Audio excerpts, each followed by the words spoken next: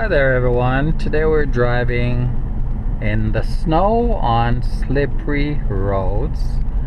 It's a windy day, so you have the snow being blown across the road from left to right and right to left all over. It's also very slippery, so you have to be very careful with the way you drive. You have to be very smooth with your steering and braking.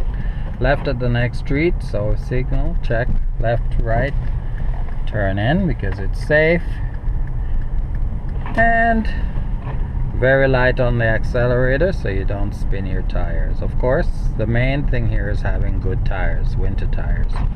Now left turn at the stop sign. You have to stop, but you can't see the white line or sidewalk, so you stop right out to the edge of the roadway and check left, right, safe, go ahead. If at any time this video stops without me saying thank you, don't be mad at me. It's simply because the battery went dead. So far it's fine, and of course you can see the roads are covered in snow.